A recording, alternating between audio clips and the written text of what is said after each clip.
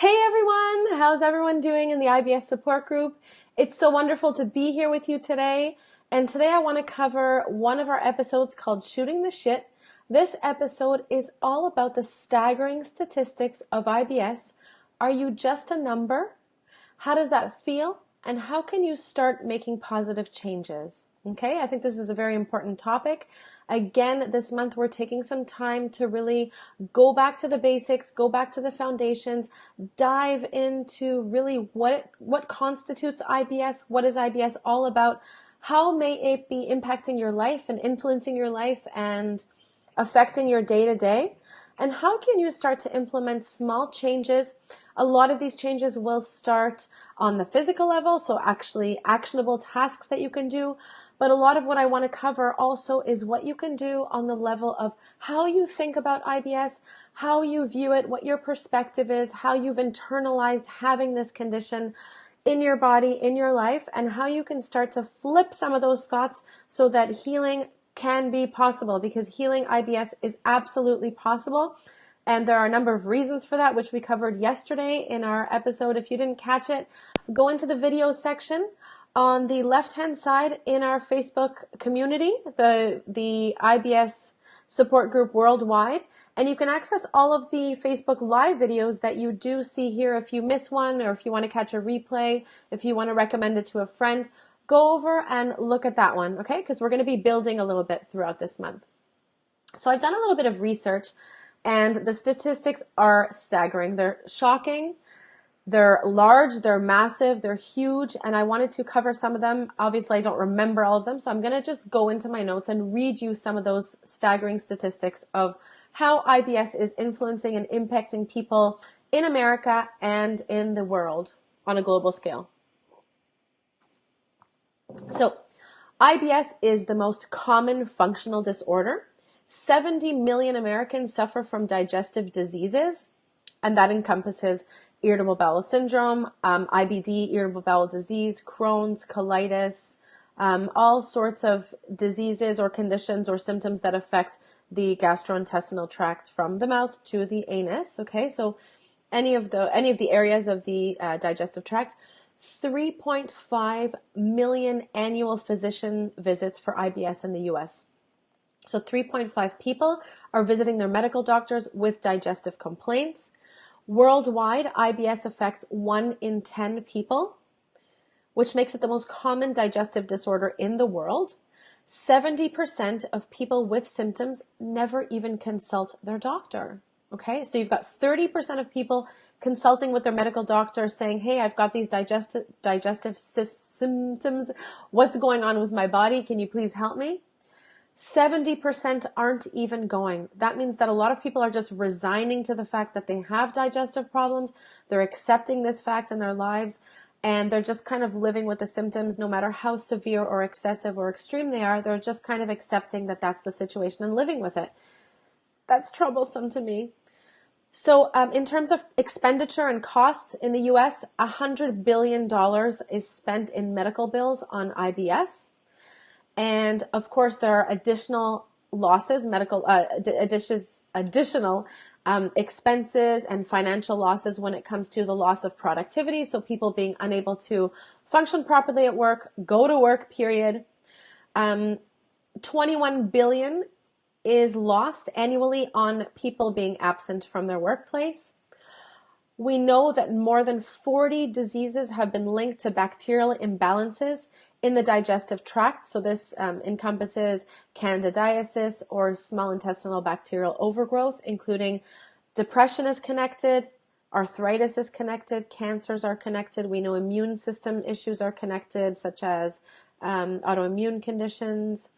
And so you can see that the state and the health of your digestive system is going to affect many, many other different aspects of your life, and if not cared for, can turn into a chronic diseased condition. But we don't want that to happen. That's why we're all here. We're trying to get help and trying to get support in this group. So 40% of people have mild IBS. 35% of people have moderate IBS, and 15% of people have severe IBS. If we looked into this group and we did this kind of survey and we broke it down, we'd probably get a very similar profile. And then, of course, it depends on the perspective of the person looking at their individual health condition and state. How does the person view their disease? Some people may have mild symptoms, but may overreact and consider it to be extreme. And of course, there have been certain markers that come about when they're doing such a study as this, when they're actually deriving statistics, okay? So it's one of the most common disorders seen by physicians. Women are 2 times more likely to suffer from IBS than men are. And we see, of course, that there are many more females in this group. I think there are 70-something% of women in this group compared to the 25% or so men in this group. And IBS is so common that 30% of referrals to gastroenterologists are for IBS symptoms.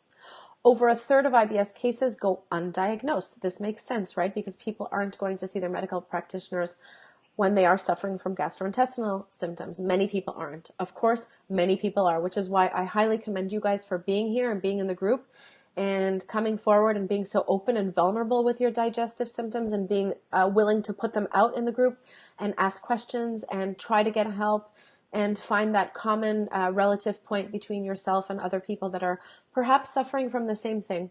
So it's really great that you are here and seeking help and being open about your condition. And that means that you are going to be more likely to get support and help and get out of your situation.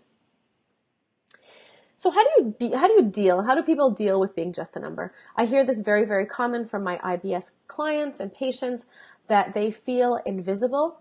They don't feel heard. They feel left out, especially when it comes to social situations and gatherings and going out for dinner parties and things like this.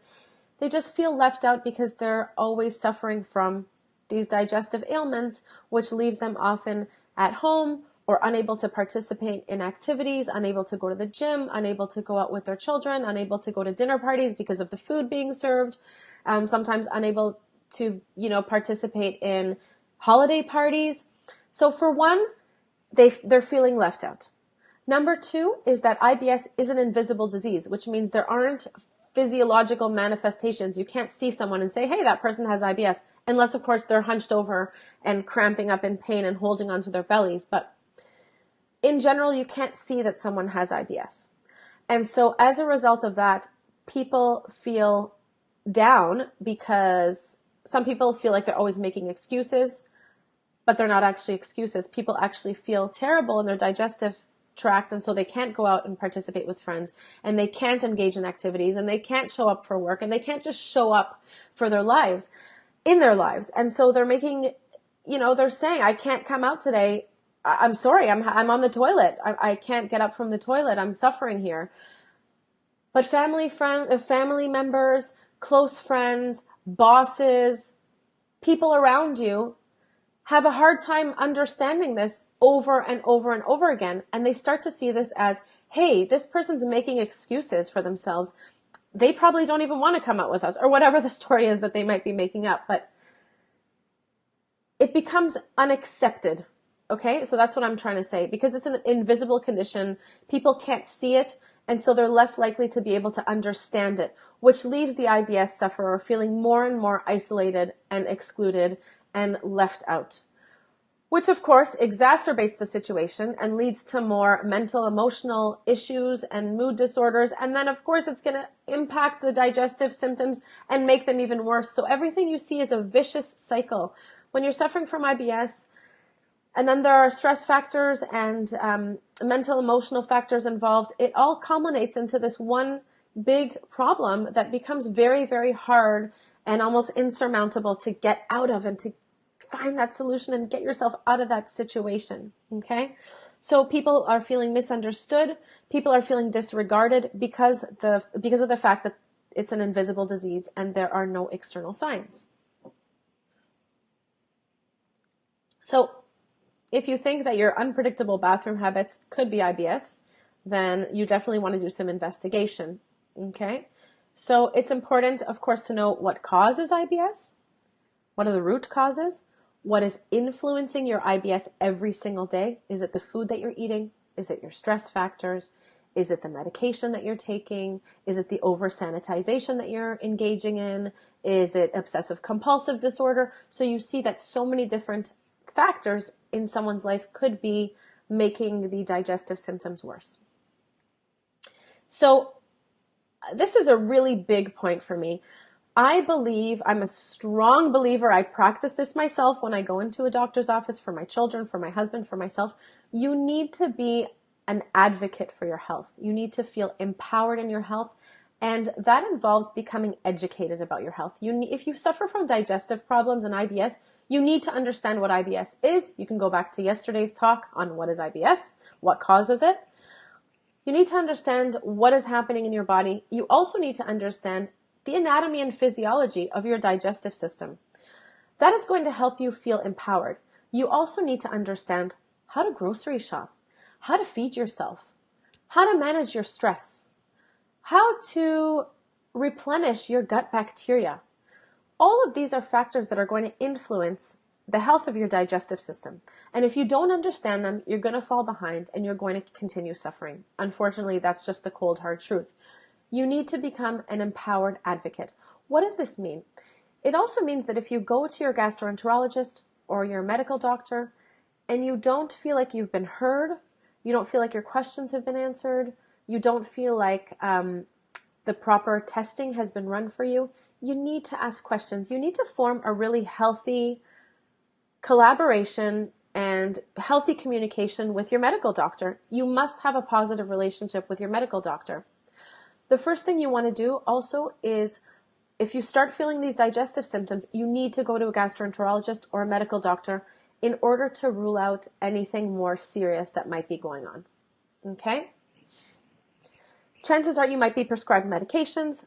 A lot of my IBS clients are prescribed antidepressants or anti-anxieties to go along with it to manage the mental, emotional stressors that are going on along with the digestive symptoms. What you want to do next is probably embark on some sort of elimination diet for a short period of time to understand what foods may be impacting your gut and what symptoms might be coming up at the same time. You want to start connecting the foods that you put into your body, the medications, the supplements, anything that you're putting into your body, and the symptoms that might be coming up at the same time. You want to start making those connections, okay? So you want to understand how everything that you are taking in, including, mental, emotional factors, stress factors, dietary factors, how is this all impacting and influencing your physiological state and physiological body? Next is that you probably want to seek the help of a natural health practitioner in order to come up with a really comprehensive program to address your symptoms of IBS. Okay? So don't suffer in silence. If you feel like something is going on in your body, be vocal about it, get help. Don't just sit there, don't just succumb to it and accept it as, hey, I'm just going to have to live with these digestive problems for the rest of my life. I hear this way too often and I find it unacceptable. You need to be an advocate for your health. You need to ask questions. You need to investigate. You need to become educated. And then you need to take action. Okay, so you're not going to go anywhere without taking action, without actually implementing strategies, proven strategies, effective strategies into your life in order to start healing your digestive symptoms. Because remember, as we said yesterday, IBS is not a disease. It's just a collection of symptoms that people experience differently. So some people will have IBS-D. They'll experience a lot of diarrhea. Some people will have IBS-C. They'll be sitting on the toilet for days without pooping, or hard poop, or dehydrated poop, or stool that's really hard to pass. Sometimes those same people will experience hemorrhoids, and they'll be suffering from that. A lot of IBS sufferers will have gastroesophageal problems, so like GERD, or acid reflux or heartburn. A lot of my IBS patients have extreme bloating and gas and abdominal distension. Some people even look, 5, 6, 7 months pregnant, and this is how they're going about their day every single day. There is a solution for getting rid of gas. There is a solution for regulating your bowel movements and not having these extremes of diarrhea and constipation all the time, guys. There is solutions for this. There are solutions. So you need to really not fall through the cracks, empower yourself, ask questions, seek help with an alternative modality. Of course, I strongly believe in that because I see it work all the time. So the first thing you want to do is really rule out anything more serious. In a study conducted by the American Journal of Gastroenterology, the vast majority of IBS sufferers reported that their symptoms were triggered by eating a meal. So many of you in this group might experience the same thing. You're triggered by certain foods. So this is really interesting. So medical thinking just a generation ago regarded IBS as being all in your head. That's what they would tell patients that would come into their office. It's okay, sir. It's all in your head. You can go home now.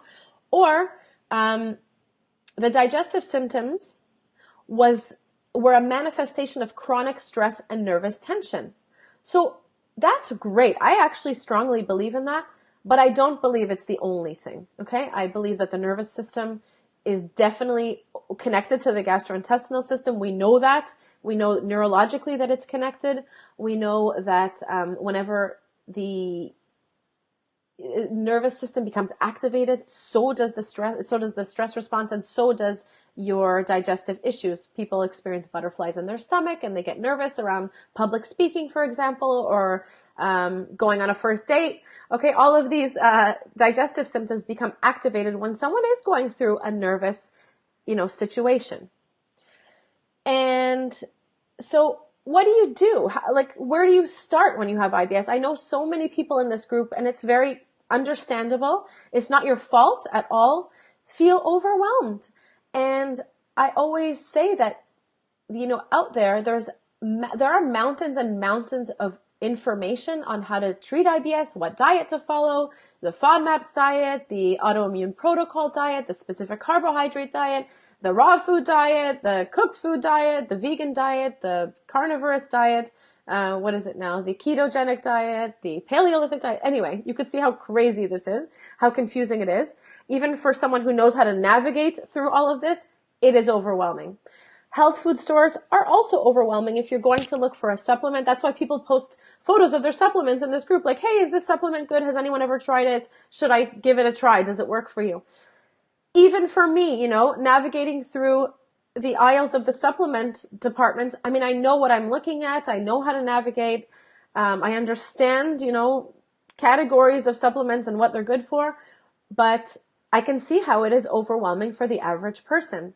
And so because this information is so overwhelming, and because there is so much marketing targeting people with IBS, like take this, take that supplement, and try this diet, and you're going to get rid of your symptoms, most of the time this doesn't work. The reason it doesn't work is because you are just going and shooting in the dark, I like to call it. You haven't gotten a customized approach. You haven't maybe even uncovered exactly how your IBS is manifesting in your body. You need a health professional alongside you to do proper testing, to do proper investigating, to see really what is going on in your body, how it's affecting the rest of your life. What are those deficiencies? What are those excesses? What do you really need to work on for your individual case in order for you to start seeing results and getting rid of your IBS? This involves a comprehensive program that has been proven and tested to work over and over and over again with a customized aspect and a customized element. So there are certain foundational principles that everyone who suffers from IBS will benefit from. Removing certain food groups, fixing your gut bacteria, your microbiome, getting rid of and managing stress, optimizing the functioning of your accessory organs for digestion, such as your spleen, pancreas, your liver, your gallbladder, your stomach, your salivary area, your mouth, your teeth. All of these factors need to be addressed in order to properly address IBS. And when you're constantly, trying a supplement that your friend tried because it worked for her, but then it doesn't work for you, you just become disappointed. And there's only so much time that you can go on in circles like this, trying to fix the situation yourself, coming from an unprofessional, untrained perspective. That's basically what it is. Educating yourself is excellent, but if you haven't studied and learned the anatomy and physiology of your digestion, if you haven't studied the whole pharmacopoeia of supplements out there, if you haven't studied all of the potential possible diets out there, you're just it's kind of like a trial and error situation. And what happens is we spend tons of time, we waste tons of time, we lose tons of precious time in our lives, we lose money, we lose experiences and opportunities trying to do this all ourselves. So you must have a comprehensive step-by-step program that has been tried, proven to work. Not only that, but sometimes we see in the group people recommending certain things, but from the point of view of a naturopath, you can't start detoxing, for example, before, a person who is trying to embark on a detoxification program cannot start that if they're constipated. Do you see what I mean? If you start detoxing and all of the toxins start excreting themselves into the bloodstream, and then you're backed up and constipated, your channels of elimination are not able to work smoothly and pass that stool through your gut and through your digestive system, you're going to feel like shit. I mean, you can't detox until your channels and, emunctory organs of elimination are cleared. So what I'm trying to say is that there's a specific order in which healing has to happen, okay? There's a step-by-step sequential order in which makes sense according to how the body works and how symptoms present themselves and manifest and then go away. There's a whole order of how healing becomes accomplished in the physical body. Okay? So, as I always say, every single person in this group is different. Every single person in this group experiences their IBS in a completely different way. Even 3 people who have IBS-D and are running to the toilet 20 times a day, some might have mucus in the stool, some might have blood in the stool, some might have watery stool, some might have loose stool. And then, of course, there are the foods that person's eating, the stress factors that person is going through, what's happening at home, what's happening in your work life, what's happening in your family life. All of these things are going to influence how a person experiences disease and health. So, guys, if you're interested in having a comprehensive program like this and getting the help of 2 professional naturopaths, I'm talking about customized support as well as foundational support to start really getting out of your health situation and distress. And the things that people say on this group are just shocking, in terms of how they experience it and how IBS is impacting their entire lives. Ideally, in an ideal world, we wouldn't even have a group like this because people wouldn't be suffering so badly.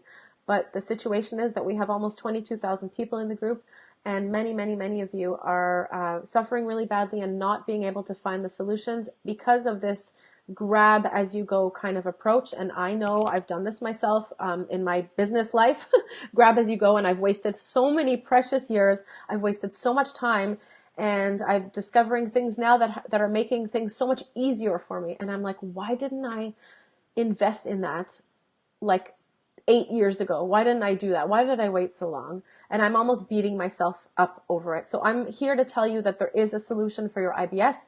There is a way for you to feel better. All you need to do is reach out, get into our program, and start implementing step-by-step strategies. I mean, everything is laid out for you.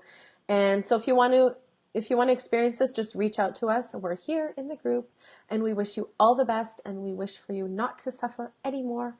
And tune in tomorrow for our next installation of Shooting the Ship. Thank you so much for watching, guys. Talk to you soon. Bye.